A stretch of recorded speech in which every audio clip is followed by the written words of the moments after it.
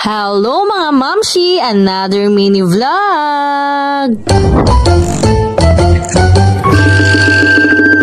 Gustuhin ko nga man sana na makapasok na maaga kaso hindi ko nga nagagawa. Araw nga ito ng Webes at galing nga ako kinagabihan sa closing shift. Medyo may kabigatan na din kasi ang trabaho namin ngayon kaya naman talaga nakakaramdam na ako ng pagod. Kapag ganito talaga na galing ako sa duty tapos 12 AM nga yung labas ko ay halos 3 AM na nga rin ako nakakatulog. Sobrang sirang-sira talaga ang tulog ko kaya kung makakatulog man ako ay halos 2 to 3 hours lang. Kailangan ko pa nga talagang gumising ng mga 6 AM para asikasuhin yung dalawang bata ko pagpasok naman nila sa school. Kaya kahit nga gumigising naman ako ng maaga ay talagang palagi nga ako nalilito. Dahil napakarami ko pa ang bagay na inuuna bago ko nga asikasuhin yung sarili. Dahil babae nga si Chantal ay hindi ko naman pwede pagkatiwala sa daddy niya yung pag-aayos ng buhok niya. Kaya sinisigurado ko talaga na bago ako umalis ay maayos na nga silang dalawa ni kuya niya.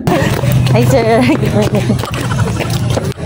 Ako, palagi talagang ganyan yung senaryo ko tuwing papasok nga ako sa school sa umaga. Palaging yagyag at akala mo'y palaging may hinahabol. Okay lang yan. Palagi ko na nga tinatak sa isip ko na okay lang late, wag lang absent. Pero syempre, hindi din naman nga maganda yung palagi ang late kaya wag yung tutularan. Hindi na nga din ako nag-uniform ng araw na to dahil hindi nga ako nakapaglaban ng uniform dahil ko. Sa tuwing may free time nga ako ay palaging idlip nga yun nasa isip ko. Realize ko din talaga na sobrang halaga na nga sa akin ngayon ng pag-idlip. Kahit 20 minutes lang yan, i-idlip ko talaga yan. Sobrang stress talaga kami dito ng mga oras na to dahil nga pinag-uusapan namin yung research title namin. Title pa nga lang, feeling ko nahihirapan na ako dahil wala naman nga akong background sa mga research na yan. Galing nga ako sa old curriculum at di ko nga naranasan yung mag-research. Kaya hindi ko talaga alam kung paano ko sisimulan. Hindi naman nga kasi ako nag-K-12 kaya minsan di ko rin talaga naiintindihan yung ibang topic na. Hirapan talaga ako mag-adjust dahil kailangan ko pang mag-self-study para maintindihan ko nga yung mga bagay-bagay. Na minsan sa sobrang puyat ko na rin feeling ko ay hindi na nga rin nagpa-function yung utak ko sa klase. Anyway, dahil Webes nga ngayon at kahit di naman namin deserve ay gusto nga namin kumain naman ng masarap. Dahil 3 days na rin kaming itlog, hotdog, ganyan tuwing tanghali. Magsisiuwian na din naman nga itong mga to sa kanilang bahay para humingi uli ng allowance sa kanilang magulang. Charis. Ayun lang po ito nangyari ha. Dito nga lang kami kumain sa favorite place namin na talaga naman napakamura ng pagkain. Sa sobrang sarap ay malilimutan mo talaga yung pangalan mo. Oo, promise. Ganun talaga yung atake niya na sa sobrang sarap ay malilimutan mo talaga yung pangalan. Naniniwala ka ba na 85 pesos lang ang isang order niyang kinakain namin? Ay hindi. Dahil sobrang dami nga ng servings. At napakasarap pa. Napaka-budget friendly nga talaga ng kain na to lalo na nga sa mga kagaya naming estudyante. Kaya naman talagang binabalik-balikan. Tapos nga namin kumain ay umuwi na nga muna sa kanilang boarding house yung dalawa kong kaklase para nga daw magbihis. Dahil uuwi na nga rin si Chin mamaya sa bahay nila after nga ng klase namin ay dumaan na nga muna kami dito sa bilihan ng paninda. Pinabibili nga si Chin ng mama niya ng mga candy para nga sa tindahan nila. Dahil nga nalaman ko na mura lang yung candy, yung mga pastillas ganyan ay napabili na nga rin ako. Nga mamaya pag uwi ko ay may pasalubong nga ako dun sa dalawang bata diba? Ko. Kahit nasan lugar talaga tayo, mga anak pa rin talaga yung nasa isip natin. Sobrang init nga ay hindi na namin kaya maglakad pabalik at isa pa nga ay busog din kami. Kaya sumakay na rin kami ng tricycle para nga makabalik kami kaagad dito sa school. At talaga napapatingin ako dito sa paligid ng school tapos babalikan ko yung year 2014 bago ako tumigil. Picture ko nga sa utak ko na napakalaki na din nga talaga ng pinagbago nitong school. Kasing laki nga din ang pagbabago ko. Charis. Thank you palagi sa panonood.